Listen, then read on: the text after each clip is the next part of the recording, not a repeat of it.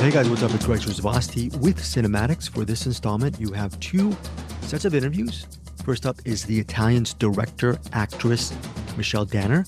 Very interesting artist whom I really love. This is the second interview I've done with Danner. Previously, I interviewed her for this movie. I enjoyed actually Eric Holmes, if I recall, also dug the film. The movie's called Miranda's Victim. If I'm not mistaken, as of this recording, Miranda's Victim, starring Abigail Breslin, is currently streaming on Hulu. For the purposes of this interview, we have the Italians director Michelle Danner talking about the Italians, and currently it is available to rent and purchase on Prime Video. And as of this recording, I think it's only Prime Video, but you can check on, just Google it. That might be available on Google Play or other digital platforms like Fandango at home, Vudu and whatnot. But for the first several weeks of its release, Michelle Danner was plugging Prime Video as a place to rent and purchase the Italians. The second interview is with Lucia Flores-Wiseman. She is one of the final artists on The Voice. As of this recording, currently The Voice, I'm recording this on a Friday. On Monday, this coming Monday, there will be the first round of The Voice Lives. And I don't know if Lucia Flores-Wiseman will be featured on Monday's episode, but the good thing about this is I previously interviewed Lucia Flores-Wiseman when she passed, I think, the blinds and then the first couple of rounds. And then now, a few rounds later, she survived the playoffs, and now she's part of the 8 artists remaining for the lives. There was a twist last week on The Voice where each of the coaches are available or will actually bring back one extra artist from their crew, so that the remaining 8 is actually now, I think, a remaining 12. But anyways, Lucia Flores-Wiseman, one of my favorite artists this season on The Voice. She has such a great voice and a really interesting singer-songwriter. And I said this in our previous interview, I will continue to follow her music post The Voice as well. Not only is her voice distinct, I really love her songwriting capabilities as well. I will put a link where you can find her stuff. I listen to her music on Spotify, but I will put a couple links where you can follow the music of Lucia Flores-Wiseman. I believe she is a Seattle-based musician. Both my intros for Michelle Danner and Lucia Flores-Wiseman are not, this is not AI. AI is slowly invading our lives, right? I recently purchased a monthly subscription to this editing software called Descript. I was previously using Podcastle, was a little bit disappointed with that because it didn't edit the ums and ahs and pauses very well. Descript has done it. And I've just started with Descript maybe a week and a half ago, really helped my editing workflow. This is not a ad or whatnot for Descript, but it's really changed the way I go about my podcasting. And a lot of it is AI driven. This intro, this is my final vestige of just trying to make things a little bit of organic. So I apologize for the rambling intros to both Michelle Danner from the Italians and Lucia Flores-Wiseman of The Voice. You'll have a little bit more of my rambling intros in a second. First up is Michelle Danner. Again, the Italians, here's a plot summary. Quote, a typical Italian-American family meets their son's new girlfriend. That's a simple plot.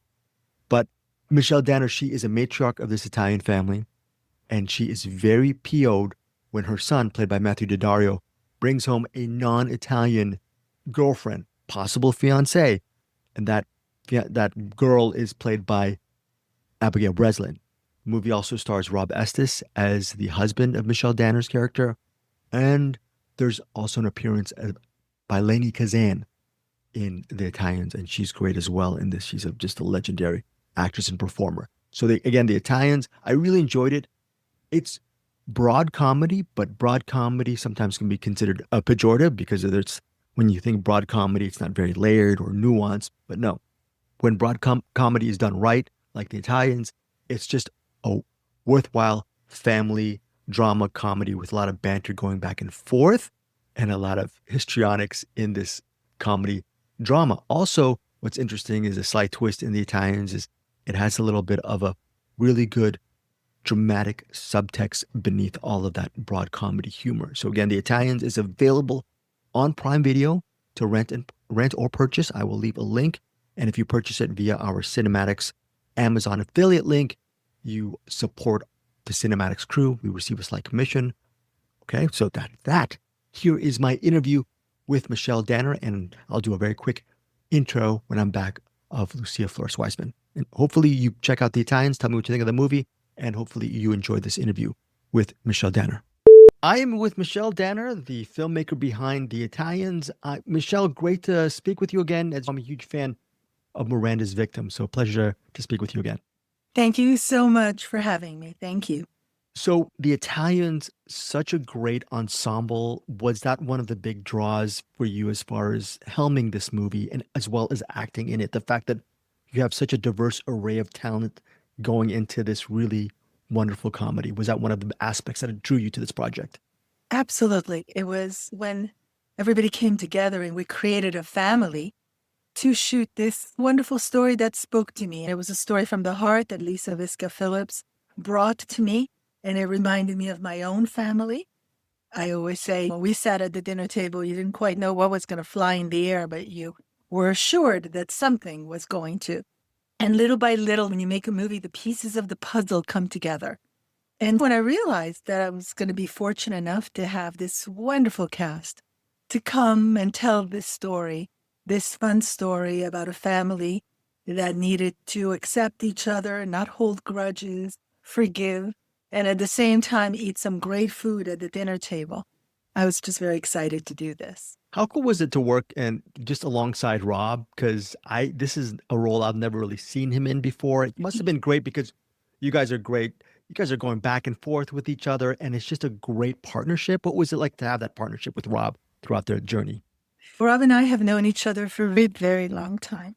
As a matter of fact, I have not quite done a lot of Botox yet, but we've known each other, and we have creatively played on stage and on set. And so we always have a lot of fun doing this banter. And as a matter of fact, we're working on some other projects together. He's a wonderful actor. He is. We did a few decades ago a play by Tennessee Williams, The Rose Tattoo. At the time, it hadn't been done in Los Angeles in 18 years. And at the same time, he was on Melrose Place. So every night we were sold out. We had great reviews. We got awards. And there's a moment when he opens a bottle of champagne, and you never know where the cork was going to fly. It was always a surprise. That's and amazing. we always laugh. And one night, I think it hit me. It didn't hurt me, but it hit me. And the audience was in stitches and laughed for 3 minutes. We had a great time doing it. We had a great time doing The Italians. And I'm so happy because it's getting some really good feedback. People are liking it. People are feeling it's a movie with, everything that is going on, that is light and makes us feel and love family. And so it feels like it's the right movie for our time. Acting opposite Lainie Kazan must be such a great collaboration because no matter what role she's in, you believe her immediately. And you being an acting and artist veteran must have been great going back and forth with Lainie as well and having her as part of your project. I remember I had gone to meet with an executive producer for the movie. And on the way back, I was in the car and the agent of Lainie called and said she was going to do it. And I remember thinking, oh my God, I've always admired her work for years, for decades. And so we had this scene, this really emotional scene about forgiveness. And we did 3 takes of it. And I was looking in her eyes and I was getting emotional every time. And at the end of the 3rd take, my son, who's been helping me with this movie, he comes and he says no words. He has tears in his eyes and he just has a hand on his heart. And I'll always remember the visual of him just coming like this and telling me it worked. It moved me. It was great to work with her, but she's so funny. We did the festival circuit for a year. Every single screening, she brings the house down. She is the showstopper of the movie. Oh, that's amazing. Michelle, you have one of the most interesting paths as far as being an artist and a filmmaker. You're also an acting coach and you've worked on the stage and you're a director. Where did the directing part along with the acting coach part, are they 2 different roads or are they the same road? I just find that so interesting with what you do and what you're passionate about. 2 different roads, and yet at the same time, they're the same road because they all lead to a passion of storytelling. And so I'm passionate about telling stories, all kinds of stories. And that is the very reason why I am attracted to different genres. But I really am very attracted to stories that feel to me timely, unique, that maybe haven't been told, such as Miranda's Victim. Obviously, stories about families have been told. I always say when people come to me and say, has this been done? I always say, yeah, but not by you. So that's the uniqueness of it. Yes, of course, every theme, every story in a certain variation has been tackled, but not by you yet. Michelle, how impossible is it you're directing this movie, but you're also pretty much the lead. You have such a big role in this movie. What's the challenge? And when filmmakers ask you, what's the key to actually acting in your own film as well as directing? Because to me, as a layperson, it just seems so hard to do. I'm clueless, obviously. The key, I think, is to surround yourself with people that are passionate about the project, as passionate as you are, that are willing to really help you and be committed. I had that family. As a matter of fact, I remember rehearsing with Abigail Breslin, with Matthew Daddario, with Rob Estes and myself. We were rehearsing in what was my dressing area. And I just had so much gratefulness at the end of it. I said I couldn't have picked better people to do this exercise with. You guys are just great. And they were so happy to be there. Everybody was happy to be on set. I did not find it very difficult to be in front of the camera, behind the camera. I would watch a couple of takes. I would give notes to everybody else, including myself, of course. And then I would go right back and do it. I had made a pact with myself. I don't act in every movie that I direct. Obviously, Miranda's Victim, I did not. And others have not as well. Some I have, smaller parts, bigger parts. But it didn't matter. For this movie, I made a pact with myself that I was going to have fun.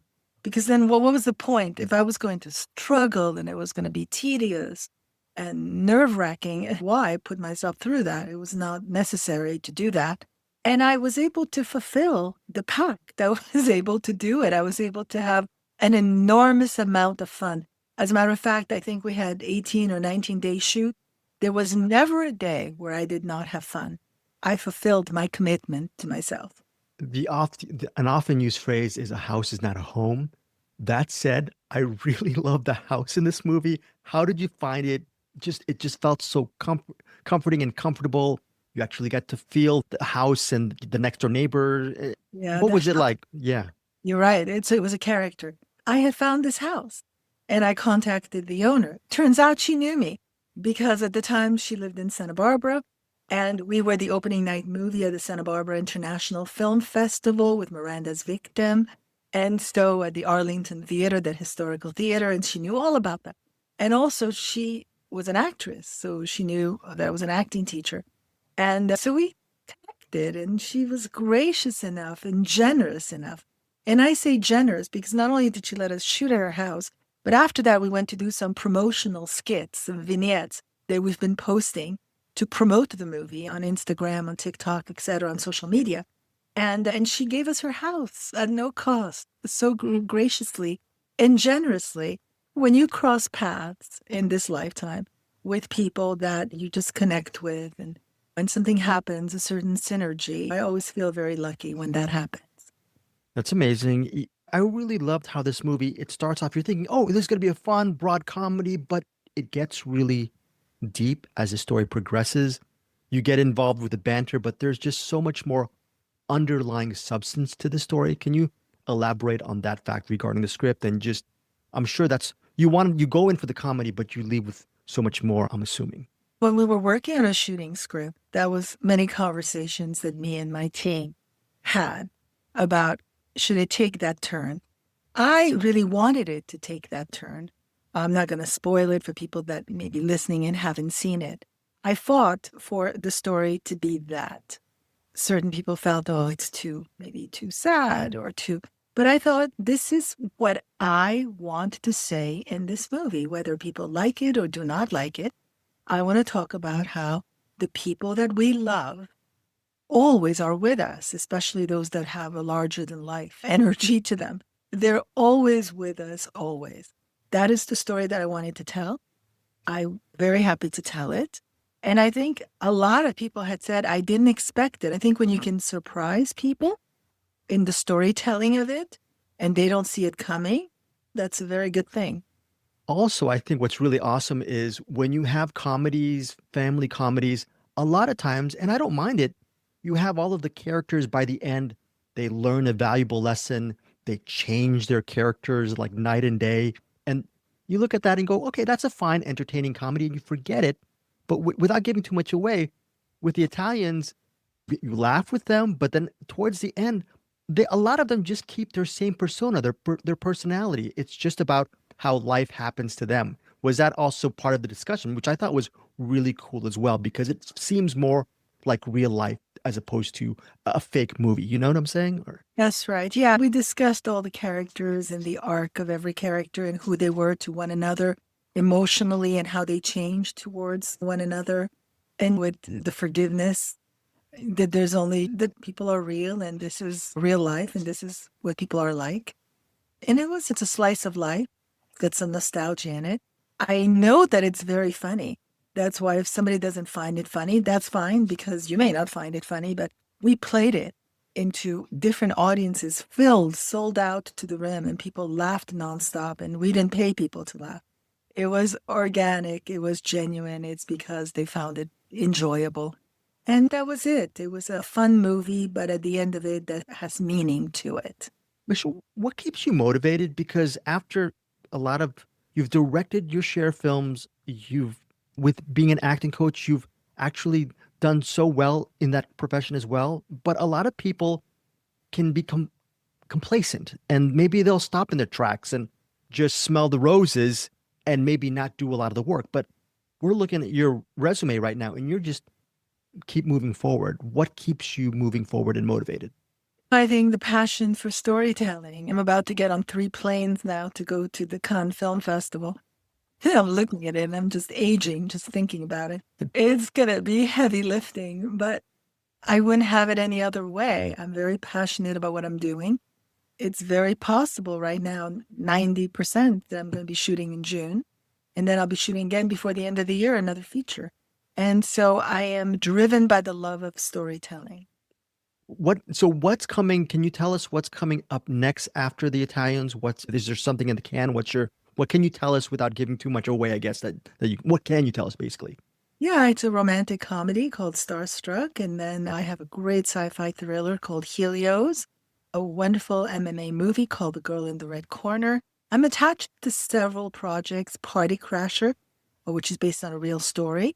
I am attached to different movies and I'm excited about all of them. I always say the planes are on the runway. And it's always interesting when you're a filmmaker because every filmmaker has different movies they want to make. But it's the plane that gets fueled is the one that takes off first. And a lot of pieces of the puzzle have to come together for a movie to take off. But listen, if you're not passionate about it, it's not an easy craft. It's not easy to pull off. It's challenging. So you better love it.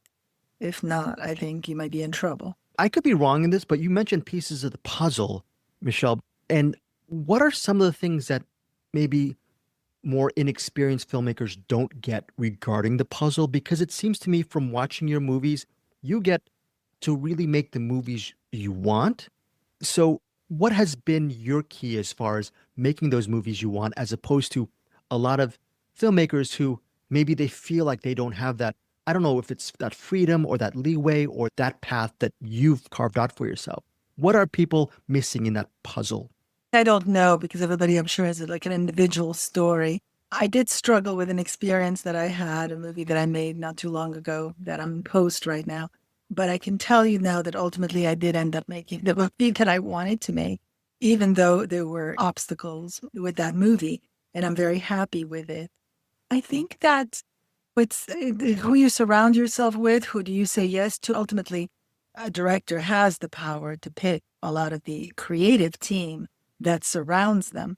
I guess it's like picking a husband or a wife or a girlfriend or a boyfriend. You have to make the right decision because those are important decisions. If you pick a person that doesn't work for the team, for the vision that you have. So I think for every filmmaker, the biggest advice is to really stay true to the vision that you have inside of you. And as much as possible to inspire the people around you to come around to your vision. Michelle, final couple of questions. just right off the top of your head, can you name one of your all-time favorite movies? Maybe a movie from your youth that inspired you to become a filmmaker? And you mentioned passion for storytelling. Is there that one movie that really put you over the top to become a storyteller yourself? I would tell you that, which did not age well, but Gone with the Wind, I loved. Ben-Hur, I loved when I was little. Young Frankenstein, I remember cutting my classes to go. I grew up in Paris, in France, and I cut my classes to go and watch Young Frankenstein on the Champs-Élysées. And as I grew older, I've always loved Jasmine. My favorite rom-com would be When Harry Met Sally. My favorite thriller would be Heat, American Gangster. I also love a lot, of course, The Godfather and Citizen Kane. I have a lot of favorites. I'm very eclectic in my style. And as of lately, I love the fact that Nora won for Best Movie only because I liked it personally. I know a lot of people might not. I liked it. And I think there was a lot of sex. And I started to watch it with my 15-year-old, and I'm like, go away. We're not watching this together. But it's a real poster child for independent movies, that you can make a movie that will win an Oscar for $6 million. It doesn't have to be $100 million. And so I'm obviously very for independent movies and for independent filmmakers to have their voices and to be able to, like the director of The Brutalist said, make the movie that you want to make. Trust the filmmaker. Michelle, so after people watch The Italians, can you, from your own resume, can you recommend one of your prior directing efforts, maybe a film that you might feel is underrated for them to watch? Yes, because Miranda's Victim, everybody should watch it, because it's the only movie that's out there that tells you how the Miranda rights came about, the true story of that. But before that, I did a movie called The Runner, and with a young, wonderful actor, Edouard Philippe now, Cameron Douglas.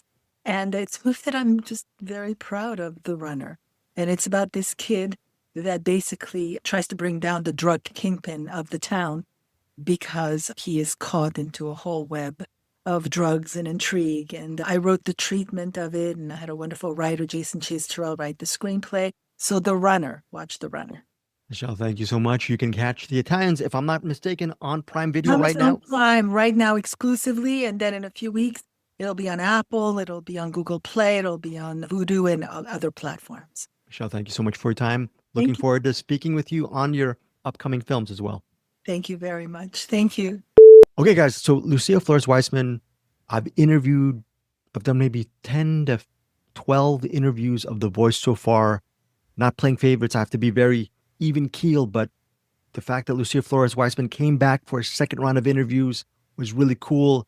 Sort of biasly in her favor, because she was so nice to me the first time and she was great the second time around. One of the cool things about this interview with Lucia Flores-Wiseman is it's not a generic interview, meaning they just don't talk about their work, and usually the talent, sometimes when I interview talent, maybe they'll give me really predictable answers, and understandably, because it's sometimes I ask predictable questions. Okay, so that's a tango kind of situation. But this situation with Lucia Flores-Wiseman, you really get to look into her artistry, the way she approaches music, and also what kind of attitude she is or approach she is bringing into the Lives competition on The Voice. Again, the lives start airing Monday at 8 Central. I think it's 8 o'clock. 8 o'clock, 7 Central on NBC, streaming the next day on Peacock. So that's for this season 27 of The Voice.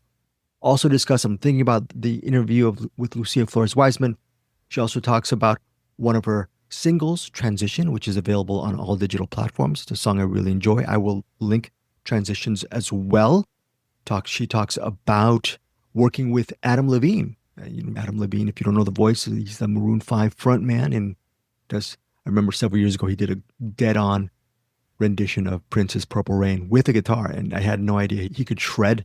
But he's also a great coach, and she also talks about why Adam Levine has been a great coach and mentor for her during her journey on The Voice.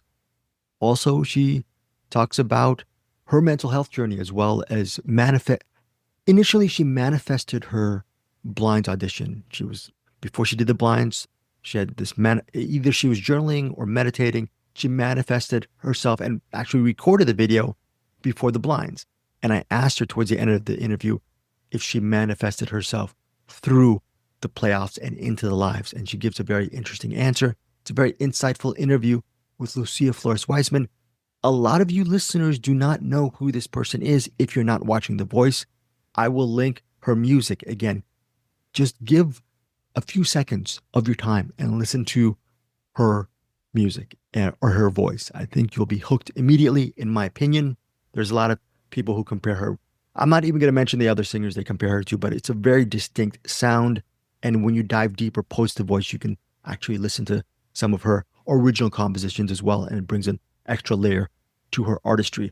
I forgot to also mention regarding Michelle Danner previously, the interview, she's also a very layered artist because she runs her own. She's also an acting coach, along with being an actress and a director. So these were both really interesting interviews with Michelle Danner and Lucia Flores-Wiseman, both very layered artists. And I asked a lot of, hopefully, questions, value-added questions that you, dear listener, can take home with you or take to the bank, as one would say.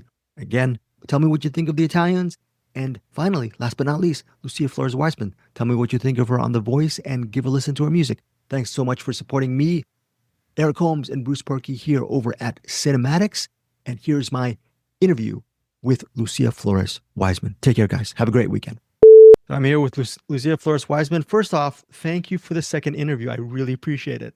Thank you. It's such an honor. It was such a great interview. I appreciate that. And you were giving me a little bit of the sleight of hand because you seem like a person who was just chilling like a couch potato with all your guitars and hanging out, which is really cool. But you have to, how hard was it just to keep that secret all those months? Because of course you needed the rest, but then you did a lot of stuff. You did a lot of stuff with your music. But what was the last several months like for you? Oh my goodness. The gap period was definitely really hard. Keeping a secret to everyone was so extremely hard. And it was so crazy to watch season 26 and just knowing that was also going to be my future. I worked a lot on my music, on recording, on also just taking a step back and mentally preparing for what's coming next. Because I knew that when I come back, I had to be in the right headspace and just fully give it my all. So yeah, I was doing Pilates, I was teaching voice lessons, doing photography for some people. I was doing gigs, but I was starting to take less just because I wanted to reserve my creative energy for the things that really mattered. And that was more like songwriting and preparing for this. That's so really insightful about just preserving your creative energy. When did you learn to do that? And is it something a lesson that you learned just recently, or did you always have that as part of your foundation as an artist? I feel like I've been learning that recently. There was a time where I was gigging all the time. And I think it was because I didn't have this big opportunity. And I was thinking, the more that I gig, the more money that I'll have, right? And the more that people will see me and whatnot. But I think once I start to get to a different level, I have to ask myself, what is worth my time and my energy? And I think money, of course, is something that's important, but time is also very valuable. And that is something that you cannot get back. And I realized that I don't want to spend my time trying to find all the tiny little gigs just to get little bits of money, if that made sense. Instead, I was trying to dedicate my time towards things that fulfilled me more. And that was like headlining shows, working with my band, songwriting, doing events where people were listening to me more versus being in the airport, people are just passing by. So I think I was just trying to weigh it out. And I feel like with The Voice, I've realized that burnout is a real thing. And I've known that for actually quite a while. But knowing that The Voice is something that is changing my career and how people see me, that I can start being more picky. I can start saying yes to less gigs and yes to more higher paying gigs, more things that felt more like me. And yeah, some people have been asking, why haven't you been gigging a lot? Really, because I want to choose the things that really fill my soul. And sometimes the 2-hour gigs at multiple locations just can't cut it. No one filling your soul.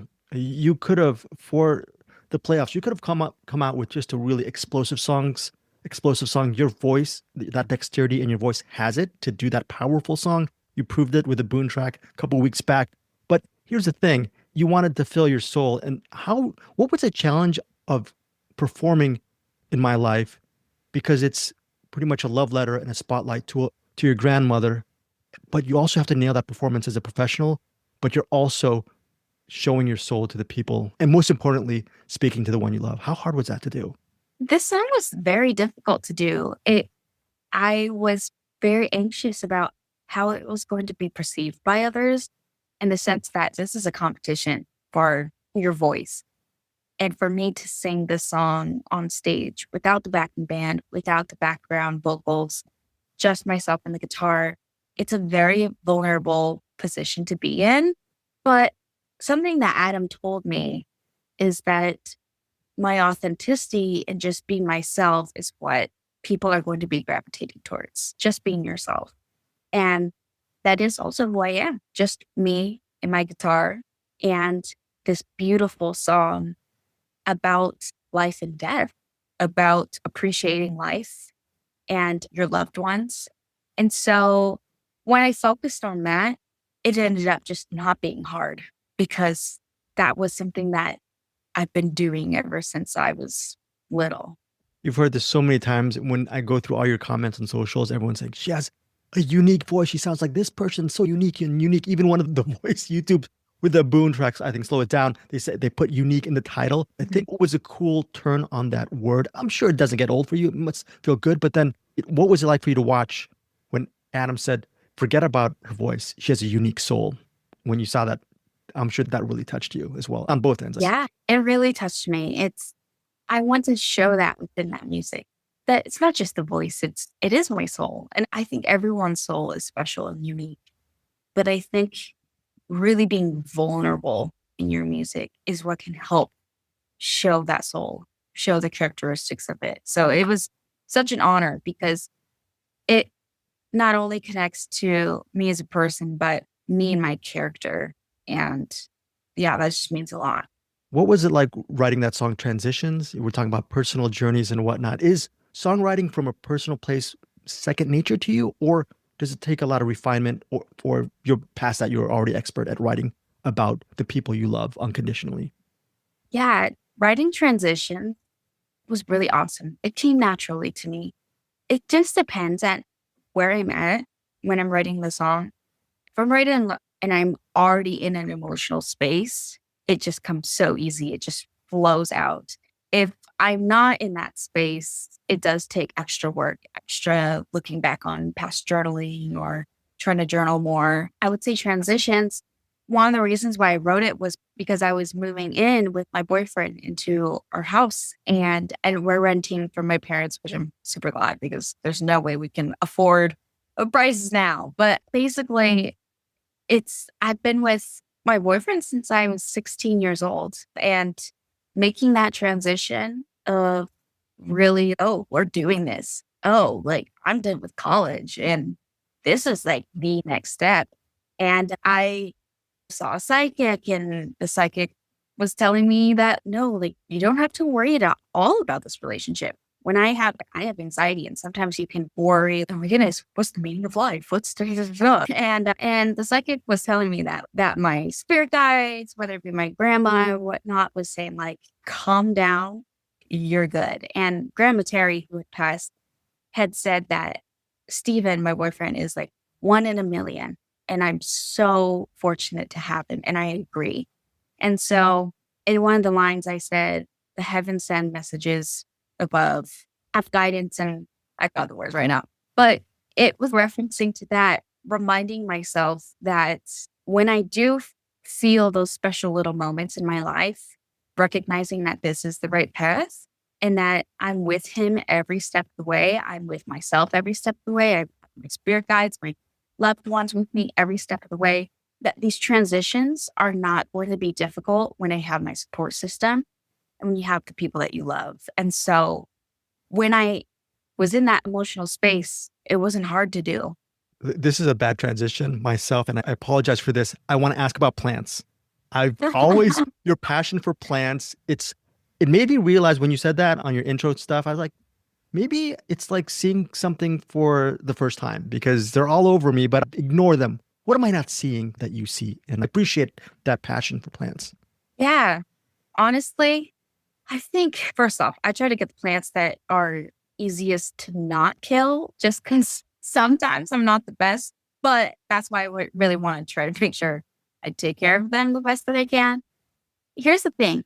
Plants are beings and they live. Like we know that they're growing just like we are. And what they need is water, light, and that's what we need. But some people might think I'm crazy, but energy is a huge thing to me. And I feel like when you have living beings around you that are meant to be cleaning your air and whatnot, it gives an energy to the house of calm, of nature, of prosperity. And so I also think in turn, we give our energy off to the plants as well. And there's been different studies of people talking to plants, speak to them in a positive way, and talking to them in a negative way. And when you speak to plants in a negative way, normally they're dying. And when you speak to them in a positive way, they're flourishing. And I think it is such a symbol of how we should treat ourselves as well. That when we are speaking negatively about ourselves, which sometimes it's hard, we bring ourselves. And when we are speaking to ourselves in a positive way, we're flourishing and thriving. Final couple questions. What's it like to have Adam as a mentor? Because it seems to me, like, and as a coach, it seems to me he's so locked in on his artist, and there's a lot of no BS with the way he just guides and teaches. And what are you gaining from him as a fellow artist? Yeah, it's so true. Adam is very down to earth and he does not lie and he does not act for the camera. And I think that's something that people should know. And you may not see all the comments that he says on the show because if you did, how could you put that all in a TV show? But Adam, he really cares about the art and the person. And I feel like I've connected with him a lot more each time that we keep on working together. And he sees a special light in each artist. And I think that's the truth. Every single person has their own special qualities. And he has such experience in the industry, whether it be like musically or whether it be mentally. And I think a lot of people don't understand that sometimes is that this industry is also a mental game of your own confidence of yourself, what you think about yourself, all the comments of people saying things about you and staying true to yourself. And I feel like Adam has been so good at just locking in to understanding what you need to hear from him in that moment because he has tons, like a plethora of knowledge that he just really knows how to narrow it down per person.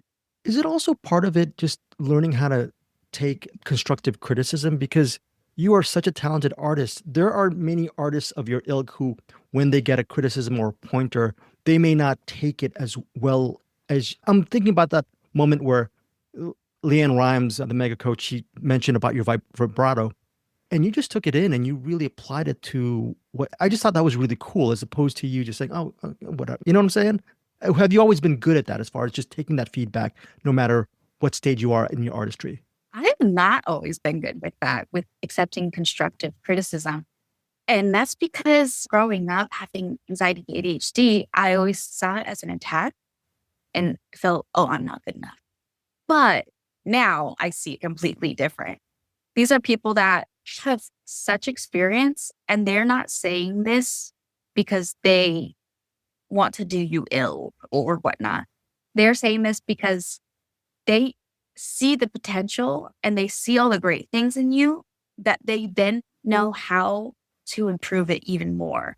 And I feel as a vocal student, I had to learn that. But then now that I'm a voice teacher for some people, when I'm giving this constructive criticism and I'm being on the other, I'm only saying this stuff because I think someone can use that the advice that I say. And I really think they can apply it and just become an even better artist than what they are.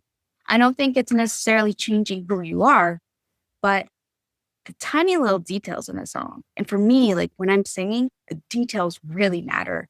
And so getting that constructive criticism from Leanne Rimes, from Adam, I really see it as they want to see me thrive and they want to see me in my fullest potential.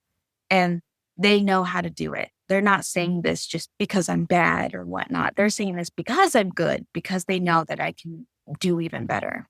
So your final question, towards the early chapters of The Voice, you were manifesting your way through the first round through the blinds. And wondering now, looking back at your journey right where you are right now, did you feel like you manifested yourself to where you are now? Or are you absolutely in shock and surprised that you are going to the lives? I appreciate you for saying that and saying this in hopefully the least cocky way. I really think that I have manifested where I am today in the competition. And also through hard work. I think it's a combination of like hard work, luck, manifestation, all of that. I would be lying if I said I'm surprised. And what I mean by that is I've worked really hard. And I think so many people are talented on this show. And everyone can be up to this point in the competition. But I think believing in yourself is one of the most important things. And staying mentally strong is one vital thing to do during this experience. So I feel every now and then I'll be like, wow, I can't believe I'm in this. But I also know like I am deserving and everyone who's with me is deserving. Last question. What are you looking forward to with the lives? And do you get a break where you can just stay wherever you are and just watch Netflix or whatever streamer? Can you be a couch potato or is it all work from here on out? Yeah, I'm so excited for the lives. I'm excited to show another side of me. I just think the sides of Lucia are endless, and that's with everyone too. I'm excited to show strength and to continue working with Adam and just to see how America feels about me. But at the end of the day, I just want to be proud of my performance. And I want to enjoy my time being with the other contestants because it's such a positive and supportive community. Seriously, everyone here is so kind, so deserving. And like it was my birthday yesterday and we got to celebrate eating out and whatnot. And I'm just excited to enjoy the moment and be in the present moment. And I do have to say, I do have some downtime to watch Netflix and to chill and whatnot. But also, I know that as it keeps on getting closer to the date, it's going to be a lot of hard work. Thank you so much for your time. And I was going to mention happy birthday, happy belated birthday at the end. I did not forget. And I just want to very quickly, people post The Voice, they can just continue to find your work on Spotify, Apple Music. Is that how people will continue to find your music? Yeah, just look up Lucia Flores-Wiseman. And that's me on Instagram, on Facebook, TikTok, Spotify, any of that stuff. So it'd be a pleasure if anyone checked it out. So yeah, thank you so much for your time. And please, I hope you get a lot more relaxing time in the coming Thank you so much, Greg. Appreciate you. Appreciate you. You take Have a care. good day.